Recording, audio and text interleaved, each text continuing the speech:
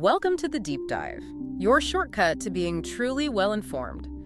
Today, we're plunging into crop circles, a topic often dismissed, but one our sources reveal is this fascinating intersection of science, history, and, well, the truly unexplained. Yeah, it's easy to just think, oh, strange patterns and feels, right? So, But we're going to help you unpack layers of information here that move way beyond simple assumptions. exactly.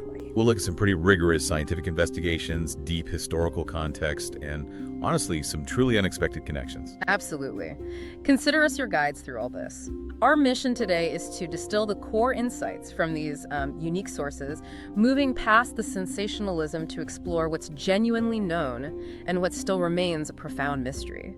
Let's dive in. Okay. We're going to start by inviting you into a really personal journey, actually. It comes from our first source, featuring researcher Samantha Graves-Brownell. Right. Now, Samantha, she's an educator, teaches history and research methods. She didn't initially set out to study this, but she got pulled in after a UFO sighting with her daughter back in 2015. Wow. Okay. And that experience kind of opened the door, led her to hear about a particular crop circle right in her own area in the Berkshires. And what she found about that 2013 Berkshire's incident, it was on a farm just south of Sheffield. Typical compelling stuff. That's it. Well, imagine you're the police chief. You get called to a farm. You're probably thinking, okay, kids, mischief. Yeah. But you find this perfectly formed crop circle. And the crucial detail, absolutely no signs of anyone entering the field, no footprints, no tools. Nothing. Nothing. His official report basically just said, I don't know what made the crop It's circle. just blunt, not we suspect hoaxers or anything, just, I don't know. Exactly, an explicit admission of the unknown.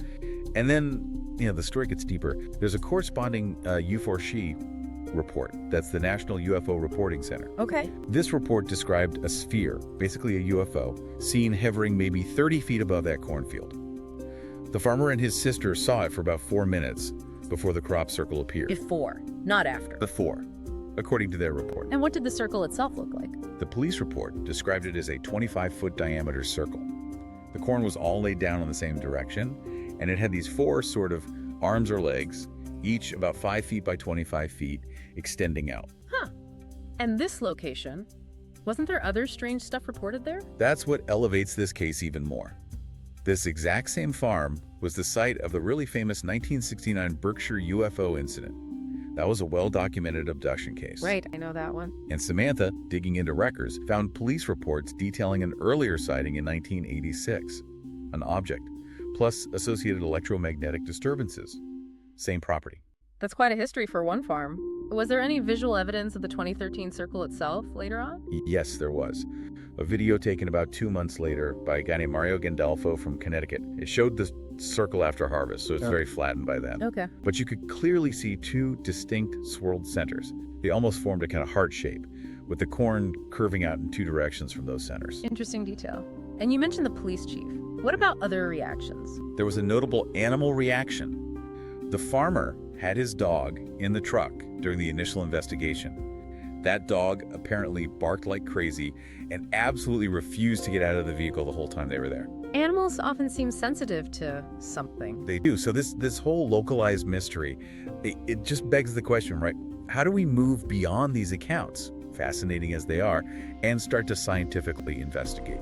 Which brings us perfectly to Jeff Wilson's work. Exactly. Jeff provides that critical scientific backbone. His background is physics and astronomy. And wasn't he inspired by an earlier physicist? Yeah, George Terence Meaden. Meaden wrote the first published book on crop circles, the circle's effect and its mysteries. Jeff got interested through him and is now a key part of the ICCRA, the Independent Crop Circle Researchers Association. From the ICCRA, they have that big online database, right? They do. It's comprehensive, covers U.S. crop circles, and it's totally free to access. Just an invaluable resource if you're looking into this seriously. So what's the core of their scientific approach? You mentioned Jeff and collaborators. Right, Jeff worked closely with W.C. Levengood, among others. Levengood actually published the only peer-reviewed scientific paper specifically on crop circles. The only one? Wow. Yeah. And their central idea is that whatever energy creates these formations, it rapidly heats the plants from the inside. This causes very specific damage that they argue is unhoaxable. Unhoaxable, that's a strong claim, meaning humans can't fake this specific type of damage. That's the argument. They focus on 2 main types. First, In green, still pliable plants, think grass, wheat, corn, barley. The internal pressure makes the growth nodes stretch. The nodes, like the joints on the stem. Exactly, like little knuckles on your finger. Yeah. They get elongated, stretched out, but crucially, without breaking the outer wall. They argue you just can't replicate that by stomping on plants with a board or a roller. Okay, that's one type. What's the other? The other is what they call blown nodes or expulsion cavities. This happens more in ripe, drier plants. The pressure builds up inside and literally blows a small hole out from the inside at the node. Like a tiny explosion at the joint. Kinda, yeah. And again, they classify this as an unhoaxable effect, a clear marker that something unusual happened internally to the plant. So it's not just about patterns, it's about biophysics. How do they actually measure this? It sounds complex. It's painstaking work. They collect hundreds of plant samples from inside the formation and from control areas outside it. Then they meticulously measure the length of these nodes. Hundreds. Yeah, hundreds. And they have strict protocols. They discard any plants that are just bent over, say more than 12 or 15 degrees, because that could just be phototropism, plants naturally bending toward sunlight. Right. So they're really focused on that internal node elongation or the blown nodes. And it highlights why rapid response is key. You need to get there quickly after a formation appears, before weather or decomposition obscures these subtle effects. Makes sense. Are there other tests they run besides looking at the nodes? Oh yeah. They do radiation readings, check for unusual electric or magnetic fields, and analyze soil samples for things like magnetic particle concentration. And have they found other weird effects on the plants themselves? They have. Things like changes in the crystalline structure of the plant cells, cooked parenchyma tissue in soybean leaf bases, basically cellular damage. Also, sometimes massive reddish-purple discoloration in maize and soybean leaves. Like a bruise. Sort of, yeah. It's caused by stress-induced anthocyanin production. And in rare cases, they've even found wheat heads that are spun or curled in very unusual ways. We call them crop circles, but you mentioned they aren't always circular. That's right. Circles are common, definitely. But they also document rectangles, squares, sometimes just oblong shapes. And interestingly, sometimes the geometries aren't perfect. Imperfect. How so? Like a circle might be slightly distorted near a power line or a tree line. Some researchers suggest these might be interference patterns, hinting at the nature of the energy involved, perhaps. Adds another layer of complexity, doesn't it? It really does. So, okay, these microscopic changes, the biophysics, that's a compelling scientific angle. But what about when people actually see something happening? What do those first-hand accounts tell us? Well, one interesting pattern Jeff Wilson notes is that most reports of those mysterious galls of light, often associated with crop circles, they're usually seen after the formation appears, not during or before. Usually after. Usually. However, there are exceptions. Jeff investigated a fascinating historical case from 1964 in southern Indiana. A guy watched this red, basketball-sized ball of light hovering over a field, and it explicitly left behind a swirled grass circle when it departed. And that was documented? Yep, documented by Project Blue Book, believe it or not. Wow, Blue Book, okay. And if you go back even further, the stories get even stranger. There are these historical reports from the late 1800s about something called mineral lights. Mineral light. Yeah. An 82-year-old woman, interviewed back in the 60s, remembered her parents talking about watching balls of light actually coming out of the ground to make circles in their fields. They just called them mineral lights. Out of the ground. That sounds like earthquake lights almost? Exactly. It makes you think about piezoelectricity, how certain minerals, like quartz in fault lines, can generate an electrical charge under pressure. Could there be a connection to geological stress? It's speculative, but intriguing. And does this connect back to the Berkshire site at all? It does, potentially. Remember Ed Gulata's account from 1969? Yeah. Before that famous abduction incident at the Sheffield farm. Yeah. He reported seeing lights coming and going from that exact same field.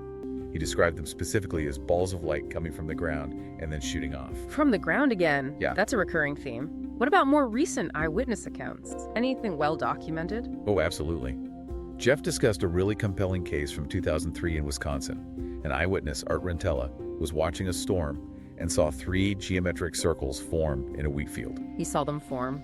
Watched them form. Incredibly fast. Just 12 seconds, he said. And interestingly, with no unusual lights or sounds during the formation itself. 12 seconds. That's instantaneous, practically. And Jeff investigated. He did. His scientific analysis confirmed it wasn't man-made, based on the plant changes. But here's where it gets even weirder. Okay. While Jeff and his team were there doing their research, a military helicopter flew overhead. Standard enough, maybe. But this helicopter had a FLIR, a forward-looking infrared camera. And Jeff happened to have his camera ready, fitted with a polarizing lens. He actually captured footage of a small white ball of light flying around the military helicopter. Get out! He filmed a ball of light buzzing a military helicopter over a fresh, non-man-made crop circle. That's what the evidence suggests. And when they tried to follow up, filing Freedom of Information Act requests about military activity in that area at that time, Let me guess. met with official denials. Just got what Jeff called the runaround. No confirmation, no explanation. Which in itself is interesting, isn't it? Suggests maybe someone was interested in what happened there. It certainly adds another layer of mystery. It shows the phenomenon isn't just the patterns, it's the whole context. The lights, the potential surveillance, the official reactions, or lack thereof. And speaking of reactions, let's talk about the effects on people and animals who actually go into these formations. Yeah. Often overlooked. I know Lucy Pringle in England has documented a lot of human effects. Yes, she specializes in that. And Jeff Wilson shared some of his own personal experiences too, which are quite unsettling. Like what? He described one time being in a formation with other researchers, and they all later realized they'd collectively forgotten seeing this weird, white, milky substance on the grass, like a temporary shared amnesia, or as he put it, being on autopilot. That's bizarre. Collective forgetting. Yeah. And another time, he stepped into one specific spot within a circle and instantly got a blinding migraine. He stepped out of that spot and poof, gone. Stepped back in, migraine instantly returned. Wow. That's specific. Like an invisible wall of Yeah. something. Incredibly specific. It Yeah. really underscores that there might be lingering fields or energies, things we just don't understand, within these formations. And it's not just humans affected, right? The animal accounts can be pretty disturbing. Extremely. There was a case from 2010 in Moscow, Ohio. A deer was found inside a crop circle, described as obliterated. Just horrific. Obliterated. Good grief. And there are historical accounts too. Yeah. Animals apparently caught in formations as they were forming, or maybe right after. One account describes a deer severed, half its body inside the flattened area, half outside. Others mention dogs found with mysteriously burned hair after being near a formation site. That's deeply unsettling. Does this connect at all to the whole cattle mutilation phenomenon? That's another area rife with strangeness. It's a debated connection, but yes, some researchers see potential links. Linda Moulton Howe has done a lot of work there. Yeah. And significantly, W.C. Levengood, the biophysicist we mentioned. He analyzed plant samples taken from sites right next to where cattle mutilations had occurred. His findings, based on the plant changes, suggested to him an odd connection, possibly pointing towards a shared underlying energy source or mechanism. So, wow. We've got police reports, new first aid data, complex biophysics, historical accounts going back centuries, eyewitness reports of lights and instant formations, military helicopter incidents, physiological effects, animal deaths. It paints a picture far more complex than just pranksters with boards. Absolutely. Yet the go-to dismissal is always hoaxes, right? How does all this extraordinary detail stack up against that simple explanation? Is there a way to reliably tell the difference? Well, Jeff Wilson's data provides some perspective, at least for the U.S. versus the U.K., based on his investigations in the U.S. Yeah. He estimates about 1 in 5, maybe 20% are confirmed hoaxes, but equally, about 1 in 5 are confirmed not man-made, based on those unhoaxable plant changes. The rest, the other 60%, there just isn't enough data to make a firm call either way. Okay, so a significant portion likely aren't hoaxes in the U.S. What about the U.K.? That's often seen as the heartland of crop circles. It is. But Jeff noted a very different situation there, at least when he visited in 2007. He described a serious hoaxing problem. All 10 circles he personally investigated on that trip, he concluded, were man-made. All 10! That's a huge difference. Yeah, suggesting maybe a different dynamic or perhaps just more prolific hoaxing groups operating there at that time. But it shows you can't just paint the whole phenomenon with one brush. And what about the origin story people often hear? The Doug and Dave story. Ah, yes, Doug Bauer and Dave Chorley. They claimed in the early 90s that they started the whole thing in 1976 as a prank. Right, a lot of people think that's the end of the story. But it's just not supported by the evidence. As Jeff points out, his database alone has over 125 documented U.S. cases that predate 1976. Some of those go back to Project Blue Book files from the 1950s. So decades before Doug and Dave. Decades. And there are similar pre-1976 reports from Australia, too. So while Doug and Dave definitely made some circles, they absolutely did not invent the phenomenon. The historical record is clear on that. How far back does that record actually go? Pretty far. The earliest visual depiction is usually cited as the 1678 mowing devil woodcut from England. The one with the little devil cutting oat? That's the one. But here's a key detail often missed. The text accompanying the woodcut doesn't actually say the oats were cut. It says they were laid down and swirled. Ah, so the artist might have taken some liberties with the devil cutting image. Possibly. The description sounds much more like a typical crop formation. And beyond visuals, Andreas Mueller has documented written accounts from Europe going back to the 1500s describing similar events. The 1500s, wow. What about in the U.S. pre-Blue Book? There are Native American oral traditions. One collected from multiple tribes in the 1830s and 40s is called the Magic Circle in the Prairie. It tells of a brave encountering a perfectly swirled circle in the grass, then seeing a basket-like craft descend, and having an experience very much like a modern abduction account. The fact it was found among different tribes suggests it wasn't just one group's story. That's incredible. A potential abduction account linked to a swirled circle from the 1830s. And even earlier, there's an 1820 account from Fort Smith, Arkansas. A missionary watched a Native American medicine man ritually stomping down a circle in the grass as part of a peace ceremony. The medicine man told him this was a practice observed by all the tribes. Stomping it down. So humans making circles back then, too. It seems so. Which raises the question, were they imitating something they had seen occur naturally? Or was it purely ritual? It ties into what George Terence Meaden, the physicist, hypothesized. What was his idea? Meaden suggested in his book The Stonehenge Solution that maybe prehistoric peoples witnessed natural crop circle formations, perhaps caused by atmospheric plasma vortices or something, and then memorialized these powerful, mysterious events by building stone circles or earthworks in those locations. Like trying to capture or honor the event. Exactly. And it's not just a European idea. Similar practices have been documented in Africa, where certain tribes, if a circle appeared, would pound stakes into the ground around its perimeter. Why? To preserve the shape, to mark it, until the medicine men could arrive to interpret its meaning for the community. It shows this deep cross-cultural impulse to engage with these phenomena, whether natural or something else. So this history, it doesn't just show the phenomenon is old, it shows humanity has been grappling with how to understand these things for centuries.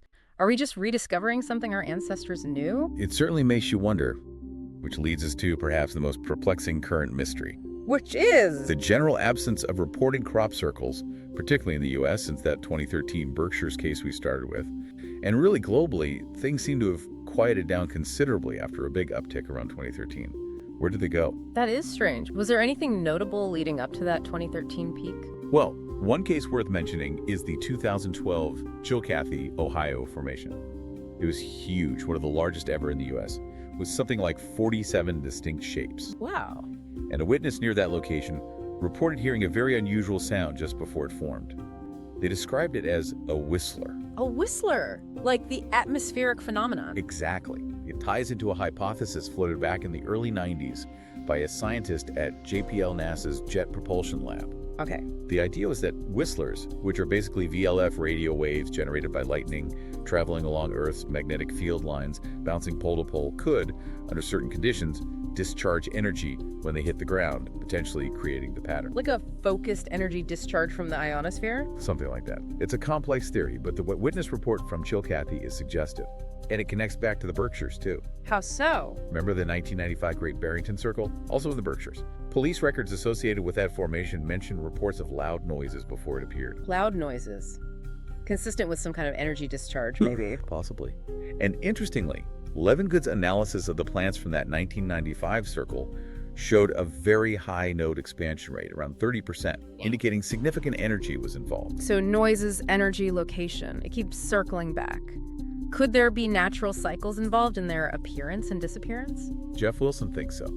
He's observed that historically there seem to be flurries of reports often occurring near the end of centuries, late 1500s, late 1600s, 1700s, 1800s, 1900s. Like a long-term pulse? Maybe. Suggesting it could be tied to some long-wave natural phenomenon we just don't understand yet. Which of course makes preserving the data we do have absolutely critical. Right. If it's cyclical, we need the past data to understand the future patterns. Exactly. And that brings us to data accessibility. Organizations like ICCRA, which Jeff is part of, and UFOR, the UFO Reporting Center, they're widely praised because their databases are online, searchable, and free. That's crucial for researchers. It is. But then you have concerns raised about, say, MUFON, the Mutual UFO Network. Reports suggest their older archives, stuff from before 1995, are basically sitting unorganized in storage somewhere. Inaccessible, even to members paying dues. Apparently largely inaccessible for practical research purposes, which is a real shame given the potential historical value. If you happen to be a MUFON member listening, maybe that's something worth asking about. How can that data be made available? Good point. Accessible data is key. So, given the complexity, the history, the science, the unknowns, how do we best move forward? Well, Samantha Graves-Brownell, the researcher we started with, advocates for what she calls a phenomenological approach when interviewing witnesses. Meaning? Focusing less on just the literal, objective description of the event and more on the person's feelings, their subjective experience, the less obvious common threads between different accounts. Sometimes those subtle, recurring details, the ones that don't fit neat boxes, can reveal deeper patterns. Looking for the patterns in the experience itself, not just the event. Exactly. It all emphasizes the need for continued, really meticulous investigation, combining the science, the history, the witness accounts, and honestly, crowdsourcing information gathering reports, photos, data from everywhere seems essential to piecing together this huge ongoing puzzle. So this deep dive, it really wasn't just about weird patterns in fields, was it? It's been a journey through, well, rigorous science, fascinating history, and phenomena that genuinely push the boundaries of our understanding. Absolutely. The mix you find here, hard scientific observations, these centuries-old accounts, and the really profound, sometimes disturbing human experiences tied to it all, it really forces you to think about what we even consider evidence. It does. So, thinking about everything we've uncovered today, the science, the history, the enduring mystery, here's a thought for you. How might your own understanding of what constitutes evidence need to shift or evolve when you encounter phenomena that just don't fit neatly into our current scientific boxes? Yeah, what counts? What do we dismiss too quickly? Exactly. What other mysteries might we be overlooking simply because they defy easy explanation right now? Definitely something to mull over until our next deep dive.